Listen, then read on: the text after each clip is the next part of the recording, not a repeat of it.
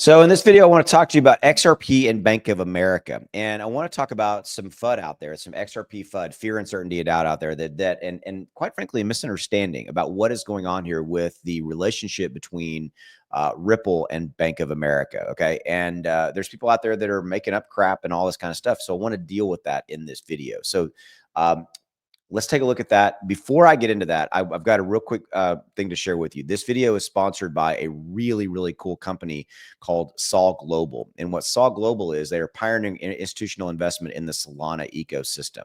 So if you're interested, there's a link in the description below if you want to get involved with SOL Global and maybe become, invest in things like that nature.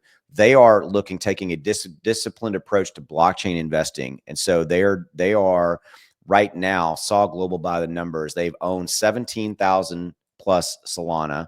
Their current strike price is $187. They are staking 5.9% of it, and they have their global market cap is 42 plus million. But I want to share this with you as well.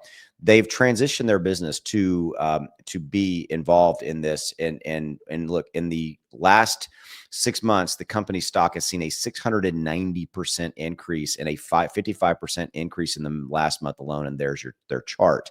So there's a link in the description below if you're here on YouTube. If you're here on X, the link's above for you to check out their website. But this is really interesting. What I love about what they're doing is they are going out again and have this institutional investment approach. So if you're thinking about this is something that you might want to look at as far as maybe becoming an investor with them or getting involved with them.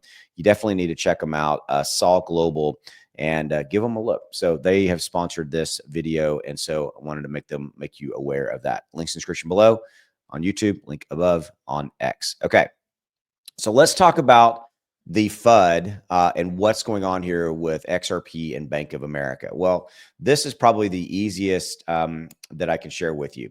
So look, this is the CEO of Sound Planning Group, David. He said, and I'm quoting, Bank of America had been utilizing it, meaning Ripple's technology, 100% of their internal transactions for approximately 2 years. That time period, by the way, was 2019 to 2021. So Ripple's technology was actively being used by Bank of America in all of their internal transactions, and then they were shut down. I personally think that Ripple is being looked at by the United States as a Swift system alternative. So what is this? What's going on here? Look,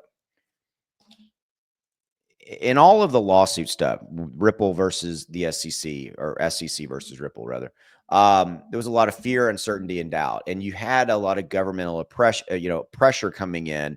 And so Bank of America was using Ripple's money transfer system for all of their internal transfers and all their internal money transfers for 2 years. It was working perfectly. There was nothing wrong with Ripple's technology. It was a political scenario playing out, and Bank of America was basically forced to quit using it. That's it. Okay. Now, they since have not used it, as to what I've been able to ascertain by digging into this. And, we're now in the beginning of 2025. Firmly and fundamentally believe one thing, and go back to what David said in that quote right here, that Ripple, he personally thinks that Ripple is being looked at by the United States as a Swift system alternative. Swift, the Swift system is the other kind of money transfer system out there that is old. It's been around for a million years, et cetera, et cetera, et cetera. And I think that the United States government, now under Trump and the current new, administration coming in, is looking at how do they leverage Ripple's technology for, again, the United States and the United States banking infrastructure, things of that nature, United States government, to get, better, more faster, proficient at moving money and all that kind of stuff. Okay. And so Bank of America didn't cut the relationship off with Ripple just recently. No, they were forced to quit using their system, and they used it from 2019 to 2021. Okay. So this is not something that happened yesterday. No, this was, almost 4 years ago, right?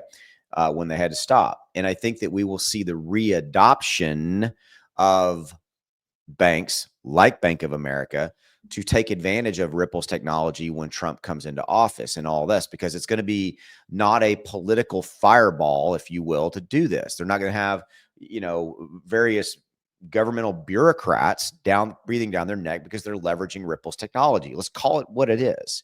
Now, the X factors out there is that we don't know is the current new, is the new SEC commissioner, Paul Atkins, is he going to have the Ripple versus SEC lawsuit dismissed? We don't know that, but I think that there's going to be some strides in that regard, right? I think that we'll see some kind of conclusion to that scenario. But beyond that, again, everything I've just said, I think that Trump meeting, by the way, he met with the CEO and the chief legal officer of Ripple over the summer before he, took office, right? And so that's something that's out there. We know that meeting took place.